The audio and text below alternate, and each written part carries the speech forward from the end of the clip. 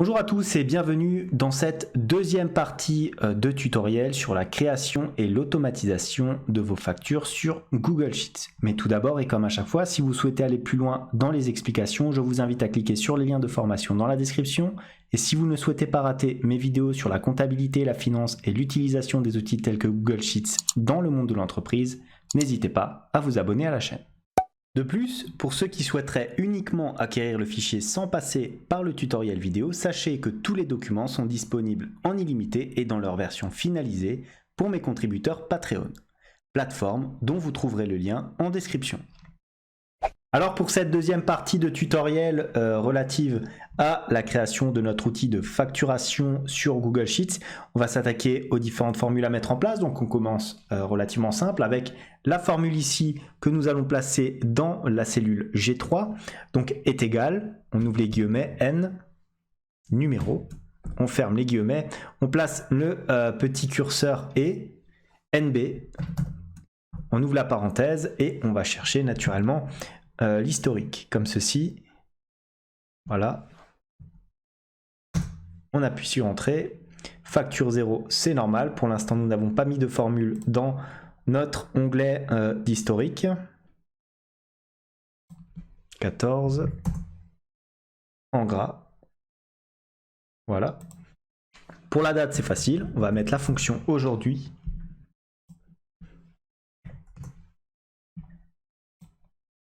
Tout ça en gras, on centre les différents éléments. Ah, là, naturellement, on va faire, alors ce qu'on fait d'habitude, on va faire un petit données, validation de données. On va sélectionner la plage, donc l'ensemble de notre plage client ici, donc des différents noms, on va appuyer sur OK. Encore une fois, OK. Donc, pour illustrer mon exemple, qu'est-ce que je vais faire? Je vais éventuellement, voilà, je vais mettre, allez, une entreprise comme ça, adresse 75 rue de Paris, 75 000, Paris. Voilà, pour le numéro de téléphone, on va avoir un. Voilà, et l'adresse email.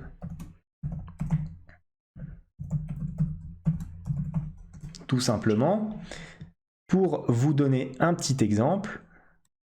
Voilà. Ensuite, bon, on va faire pareil au niveau des taux. On va mettre 20, 10, 5,5 et 2,1. Voilà. Comme ça, quand on va taper nos formules, on va directement voir si cela fonctionne. Regardez, j'ai bien ici mon total qui apparaît. Hop, je le mets en gras et éventuellement, je centre mon élément. Ensuite, je vais faire appel aux différents éléments qui se rapportent à ça. Donc, on démarre notre formule comme à chaque fois avec un si erreur. Ensuite, recherche V. On ouvre la parenthèse, on va chercher quoi? Total ici. Point virgule, où est-ce qu'on va le chercher? Dans la base correspondante, donc celle-ci. Point virgule, qu'est-ce qu'on cherche? L'adresse, donc c'est la colonne 2. Point virgule. Faux.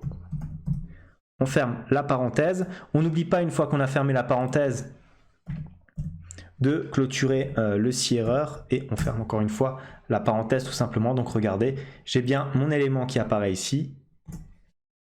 Voilà, je fige naturellement ma matrice de données, je fige pareil ici l'élément de recherche. Voilà, j'ai pas besoin de le mettre en gras puisque ce n'est pas un élément important. Voilà, donc là normalement, on fait juste la suite. Regardez, là j'ai le code postal. Je peux éventuellement le mettre au centre. Voilà, donc je fais un CTRL-C, CTRL-V, pareil de la même manière. Et là, normalement, je me retrouve avec la ville. Voilà, 75 000 Paris. Je copie et je colle deux fois ces éléments. Donc on était sur la colonne 4, maintenant la colonne 5. Comme ça, et la colonne 6. Voilà, donc regardez, tout va bien, hein, j'ai bien les différents éléments, les différentes adresses. Une fois que je fais ça, je peux passer aux différentes formules ici. Donc on va aller pareil dans notre onglet de base. Pour notre base article, on va mettre article 1, article 2, et ainsi de suite. Tout ça pour vous montrer comment cela va fonctionner. Voilà, et article 17, comme ça. Au niveau de la description, allez, on va mettre tout simplement description 1, description 2, et ainsi de suite. Voilà. Alors on va pas remplir l'entièreté des différents éléments. On va les mettre comme ceci, voilà. Pour le prix, là on met un peu ce qu'on veut. On peut mettre du 100, 200, 300, 400 et ainsi de suite. Pour la TVA applicable, on va changer tout ça. On va mettre données, validation de données et on va sélectionner, regardez, notre petite plage Noto ici, voilà, enregistrée, histoire que l'utilisateur puisse bien choisir les différents taux de TVA applicables. Comme ça, voilà, on va mettre par exemple tous les cas de figure. Maintenant, je retourne sur ma facture au niveau de la référence. Alors là, je fais pareil, données, validation de données pour créer ma petite liste. On retourne dans la base, hop, on sélectionne ça. Voilà, on appuie, on valide. Regardez, je peux sélectionner mes différents éléments, donc article 1, article 2, article 3 et article 4. Maintenant, au niveau de la description, donc, comme tout à l'heure, hein, c'est un recherche V précédé d'un si erreur. Voilà, pas de difficulté. On recherche quoi? On recherche la référence ici. Où ça? Ben, on le recherche dans notre matrice ici. Et c'est quelle colonne? Ça va être la colonne 1, 2. Point virgule, on renvoie faux.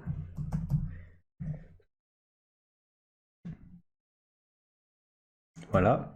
Point virgule, on clôture naturellement le si erreur par une cellule vide et on appuie sur Entrée. Regardez, j'ai bien ma description qui apparaît ici. On fige ma plage de matrice, on appuie sur Entrée, on fait un CTRL-C, CTRL-V. Voilà, j'ai bien les descriptions qui apparaissent. Attention, quand vous faites ça, vous avez les bordures qui ont tendance à sauter. La quantité, alors ça c'est naturellement quelque chose qui doit être mis par l'utilisateur, donc on peut le mettre nous pour l'exemple, voilà. Le prix unitaire, alors là ça va être pareil. On va faire un CTRL-C, CTRL-V de notre formule ici, sauf qu'au lieu d'avoir la colonne 2, on va avoir la colonne 3. Ici, donc on va mettre un 3 comme ça. Voilà, on fait un CTRL-C, CTRL-V. Alors attendez, regardez, il faut bien que j'ai ici du C19 et pas E19. Voilà. Donc maintenant je fais un CTRL-C, CTRL-V. Je mets les bordures. Et je soigne naturellement le fait que ces informations-là soient exprimées en euros. La remise, donc là, allez, on peut mettre éventuellement 10% comme ceci, 5%, 20% et 0. Comme ceci. Maintenant, on va appliquer le total hors taxe. Donc, on va faire de manière très simple. Regardez, si j'ouvre ma parenthèse première condition, la cellule C19 est une cellule vide, alors on renverra une cellule vide. Premier cas, extrêmement simple. Point virgule, on va avoir quoi? On va avoir notre cellule, tout simplement, E19, c'est-à-dire la quantité, fois quoi? Fois le prix unitaire, tout simplement. On ferme la parenthèse, on multiplie ce premier produit, alors attention au sens de variation, on multiplie tout ça par quoi? Par 1 moins le taux de remise. On ferme la parenthèse 2 fois et on appuie sur Entrée. Voilà. Alors, on a bien un total hors taxe de 180 €, hein, puisque forcément 10% ici de 200, ça fait bien 180. Hein, parce qu'on n'oublie pas que le prix unitaire, ça n'est pas le prix global. Le total hors taxe, c'est bien les 100 fois les 200 auxquels on applique un rabais de 10%. Ensuite, on fait un CTRL-C, CTRL-V de l'ensemble de nos formules. Voilà. Voilà, on applique les bordures. Ensuite, pour le taux de TVA, là pareil, on va recopier tout simplement ici notre recherche V. Voilà. Toujours bien faire attention à ce qu'ici, ça soit l'élément C19 qui soit pris en compte. Et le taux de TVA, par contre, il sera dans la colonne 1, 2, 3, 4. Donc on va mettre 4 ici. Voilà. On fait un CTRL-C, CTRL-V. Vous avez constaté qu'il a recopié la mise en forme en euros, donc il va falloir qu'on change ça. Voilà, on repasse en pourcentage et on a bien les taux de TVA comme ceci. Une fois qu'on a fait ça, on peut calculer le montant TTC. Alors, première condition, si notre cellule C19 ici est égale à une cellule vide, alors naturellement on renverra une cellule vide. Dans le cas contraire, on va appliquer la formule suivante qui va être notre total hors taxe ici fois, on ouvre la parenthèse, 1 plus le montant de taux de TVA. Ferme la parenthèse 2 fois, on appuie sur Entrée. CTRL C, CTRL V. Voilà. On met en place la formule et on a ici notre montant TTC qu'on peut éventuellement mettre en gras pour bien le faire apparaître sur la facture. Maintenant, on a éventuellement le total hors taxe, comme ça on peut le subdiviser en différentes fonctions. Donc on va avoir quoi? On va avoir ici la somme. Alors on va aller sur la somme, hop. On prend notre total hors taxe ici. On appuie sur Entrée et maintenant on va subdiviser les différents taux de TVA. Alors, est égal. Là, on va utiliser la fonction que vous connaissez bien, somme.si. On ouvre la parenthèse, qu'est-ce qu'on va chercher?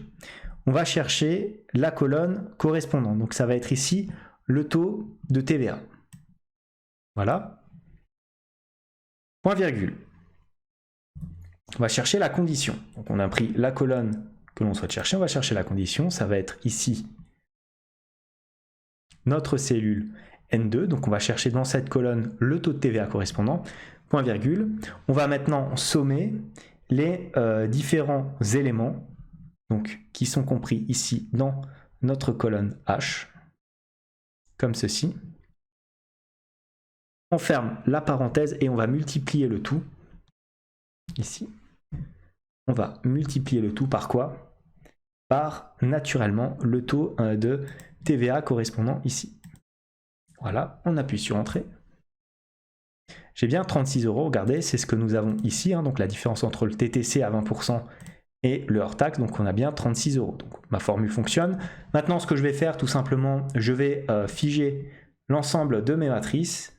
Voilà, je laisse les deux autres variables actives pour pouvoir les tirer vers le bas. Et regardez, j'ai mes différents montants. Maintenant, si je fais la somme de ces différents éléments, petite vérif très simple, cela doit normalement me donner la même somme que mon TTC ici, 2818,20 €, et on a bien 2818,20 €. Donc vous avez le check directement qui est fait ici. Maintenant, ce que je vais faire, puisque comme vous le savez, à mon avis, la plupart des personnes qui regardent ces vidéos sont des auto-entrepreneurs qui ne facturent pas la TVA. Donc dans ce cas-là, regardez, je vais rajouter une petite option, auto-entreprise en franchise de TVA, comme ça. Alors, je vais éventuellement fusionner et centrer, agrandir un petit peu les colonnes. Voilà. Voilà, et on centre le tout. Alors, est-ce que je le mets même peut-être sur trois colonnes plutôt? Ouais, ça va faire comme ça. Comme ça, ici, je mets ma petite liste. Donc, on va mettre une donnée, validation de données, liste d'éléments, donc séparé par des virgules. On va avoir deux choix, oui, virgule, non. On appuie sur Entrée. Voilà. Comme ça, l'utilisateur pourra dire si oui ou non il est assujetti à la TVA. On centre l'ensemble des éléments. On va mettre une police 14, voilà. On va mettre peut-être une police 12, comme ceci, c'est parfait. Comme ça et comme ça. Voilà. Maintenant, je vais rajouter un petit élément ici au niveau du taux de TVA. Je vais rajouter une petite conditionnelle, regardez. Égale si j'ouvre ma parenthèse, ma cellule N17 ici est égale à 8, alors je vais renvoyer des éléments vides parce qu'on n'aura pas de TVA à facturer. Voilà.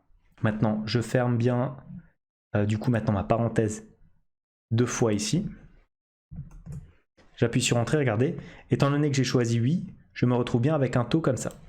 Maintenant, je vais CTRL-C, CTRL-V l'ensemble de cette formule-là. Voilà.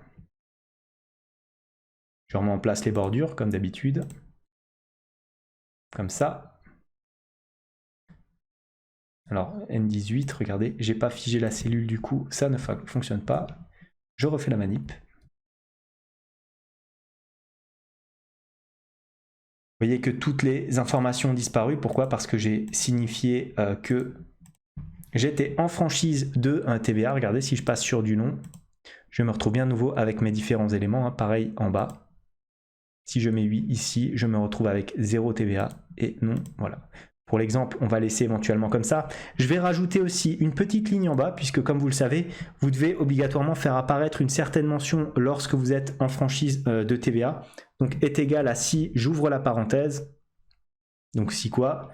Si ma cellule plus haut est égale à 8, alors je vais renvoyer TVA non applicable, virgule, art, pour article, 293 B du Code général des impôts, CGI. Je ferme comme ça naturellement mon espace de lettres et sinon je renvoie une cellule vide, je ferme ma parenthèse, j'appuie sur Entrée. Là comme j'ai non, forcément il n'y a rien qui apparaît. Regardez si maintenant je mets 8, je me retrouve bien avec mon élément ici qui apparaît sous cette forme là. Donc c'est exactement ce que je souhaitais. Et je peux dire, alors je vérifie encore une fois si je n'ai pas oublié de formule sur cette page. Non, je n'en ai pas oublié. Par conséquent, nous en avons fini avec ce premier onglet. Je vous donne donc rendez-vous. Alors, le deuxième onglet de base ici, on n'apportera pas beaucoup plus de modifications. On va donc s'attaquer à notre onglet d'historique. Alors on y va, on va commencer ici par la date, c'est relativement simple, donc ça va être égal à quoi? Égal à la date de la facture ici, voilà, comme ceci. Ensuite, une fois qu'on a ça, alors non, je ne veux pas de saisie automatique, on va avoir le numéro de la facture, donc ici, voilà, donc pour l'instant très simple. Naturellement, on va sélectionner ici l'ensemble de la ligne pour que la mise en forme soit la même. On va faire quoi? On va faire un format nombre et en date, voilà, histoire de ne pas avoir de soucis. On sélectionne ici un alignement au centre. Ensuite, on fait pareil ici, on sélectionne aussi un alignement au centre, voilà. Le client, alors là le client ça va être naturellement dans notre liste de clients, donc données, validation de données, comme à chaque fois qu'on doit faire une liste. Voilà, ok, ok encore une fois. Ensuite, la référence. Donc là, c'est la référence naturellement des différents articles. Donc, on va sélectionner est égal à mon article numéro 1, comme ceci. Ensuite, la description, alors là, c'est très simple, hein, c'est recherche V. On ouvre la parenthèse, de quoi? De l'article 1 ici, point virgule, où ça?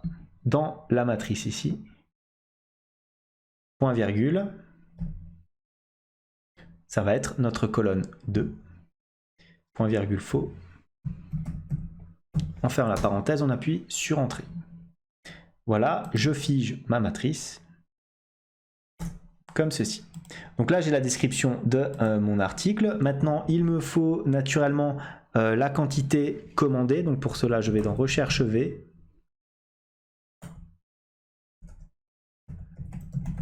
J'ouvre ma parenthèse, je cherche quoi? Je cherche l'article 1 ici, point virgule. Où ça? Dans cette fois-ci, ma facture. Donc tout ça, voilà. Point virgule, la colonne numéro 3. Et enfin, naturellement, faux. On ferme la parenthèse, on appuie sur Entrée. Donc là, j'ai du 2. Je vais figer comme ceci, F4, voilà. Pour le prix TTC, on sera dans la colonne 1, 2, 3, 4, 5, 6, 7 et 8. CTRL-C, CTRL-V. On sera sur du 8. Voilà. Alors, qu'est-ce qu'il me met? parce que B5, et non, on est sur du B4. Voilà. Vous avez remarqué qu'il me met une petite erreur quand il n'y a pas l'article sélectionné. Donc, pour pallier à ça, tout simplement, je vais rajouter un si erreur. Voilà, j'ouvre la parenthèse. Point virgule, on clôture le si erreur par quoi? Alors, soit en quantité, on va mettre 0, voilà. On le clôture par un 0. On fait pareil ici. Si erreur, on ouvre la parenthèse, point virgule, 0. Voilà. Tout simplement, on sélectionne cette ligne-là et on applique un format en euros. Voilà. Petite bordure vers le bas, comme ça. Ensuite, qu'est-ce qu'on va faire? On va sélectionner l'ensemble des différents éléments qu'on va centrer. Voilà, on met tout ça en gras. Voilà. Et on va recopier ces lignes-là. Regardez, on va faire un copier-coller simplement. Donc article 1, non, là ça sera le 2, ensuite le 3. Donc là on sera sur l'article 2. Ensuite pareil, on recopie tout ça. CTRL-C, CTRL-V. On était sur du I3, donc là on passe sur du I4.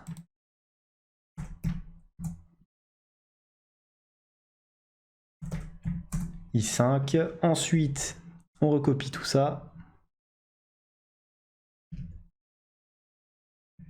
Voilà. Article 4, donc I5. Ensuite I6.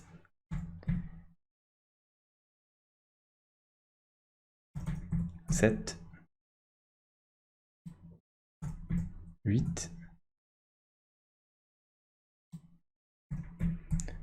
9. Voilà, on va recopier encore tout ça. On va reprendre éventuellement du début, voilà, pour avoir l'ensemble des différents éléments. CTRL-C, CTRL-V, c'est un petit peu répétitif, mais une fois que c'est fait, c'est terminé. On était sur du I9, donc on repasse sur du I10. 11. 12. 13. 14. 15. 16. 17. Il m'en manque un puisqu'il me semble que j'en ai mis 17. Voilà, donc je rajoute une ligne.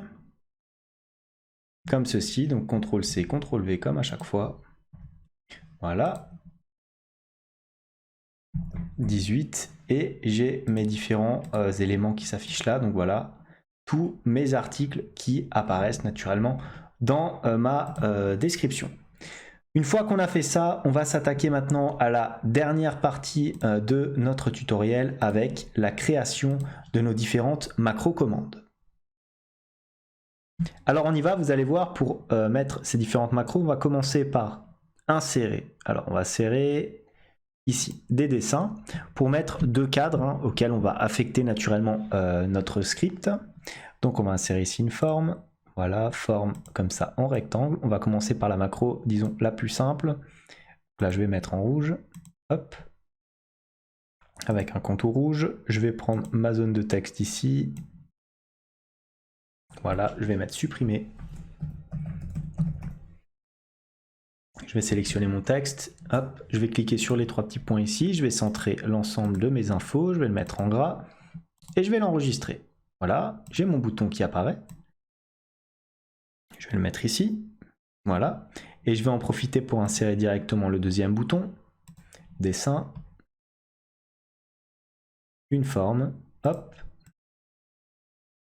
On va mettre quoi? On va mettre ici un bouton vert,